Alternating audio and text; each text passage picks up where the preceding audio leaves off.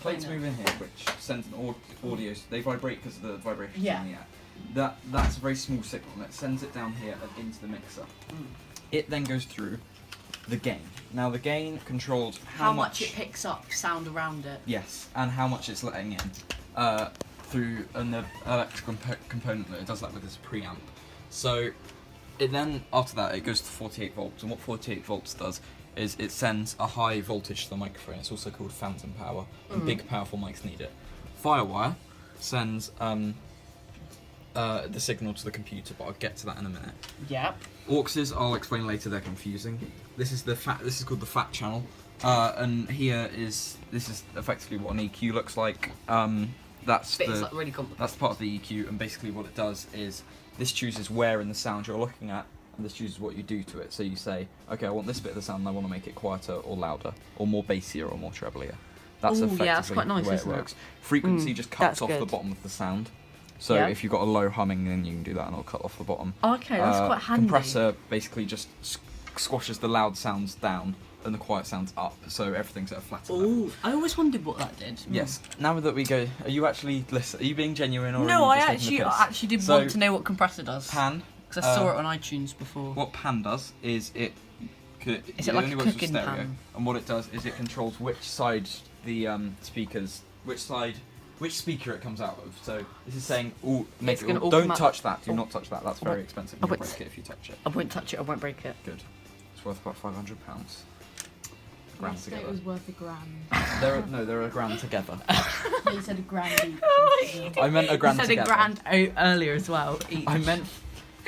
Carry on. We'll carry on. So, this bit allows you to route it to different things. So you could send it to the main. Like a routism. Yeah.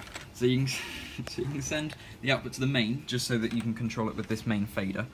Or you can send it to a sub. So if you have a drum kit with multiple things, then you send it to sub 1, or each of these to sub 1. If you've got lots of different inputs, you just want to control them together without having to move it like that. Okay, that's quite handy, quite easy if you've got a lot of things going at once. Easy, That's lovely. That's the idea. Select just selects which channel you're looking at. Solo sends the channel to a solo bus, which I'll explain in a second, and mutes the channel.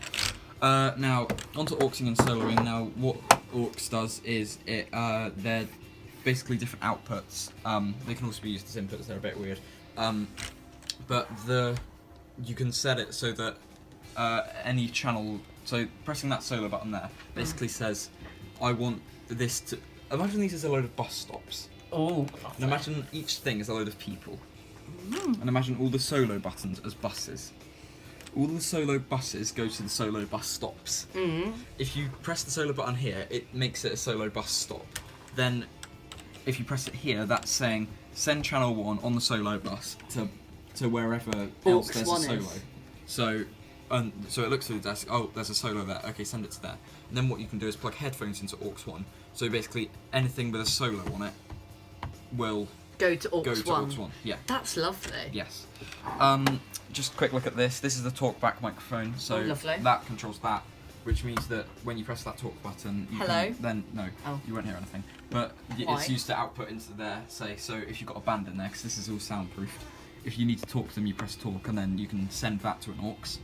And then once it's in aux 1, you can then send aux 1 into there, so that you can talk to them. Right. I hope I'm still making sense. No, you are. It's quite good. Right. So this is the 2-track in, and we use it for the re-input from the computer. I'll explain what that means. So, as the signal comes down here, if Firewire is off, what that does is it just sends it directly out to the speakers without any monitoring. Now, when you press turn Firewire on, what it does is it sends it to Firewire into the computer. The computer does what it needs to do with it, changes all the levels and everything, then sends it back to the mixer. So then where'd you get from there? Where'd you get picked up? It goes along here and then back. It goes back to the Firewire thing there? Yeah, but it's been through the computer. It's been through the computer. Whereas if it's off, it gets sent to the computer, but it just carries on down. Okay. So it's always sending it to the Firewire, which is to the computer, but if this is on, it's basically saying, send me the sound after the computer's processed it, whereas this is just saying, just send it to the computer, I don't want it back. Okay, that's quite nice, isn't it? Yes, it is quite nice. But then, can you still speak into it? I'm confused. No, I'm not confused. Just this bit. Because if you send it to Firewire, no sound comes out when you're talking. Is that because of the computer? Yeah, that's because I've got it on mute on the computer. Oh, okay. That's what I want. So, yeah. What the computer actually does is it doesn't. While it does send it back to there, it also sends it to the 2-track in, which is like the control for the computer input. So you can hear. I just recorded this clip. You can see as I adjust that, it changes that. Who did that? Me. That's got a pitch shift on it, that's why it sounds weird. So, this is just the effects panel, and you can change effects from here, but the computer can do that a lot more complicatedly. So generally, you'd use the computer for changing effects and stuff. Now, what's next? SIP. That's, I don't know what it stands for, but you never press it in a show. When you hold it down, it mutes everything on the desk.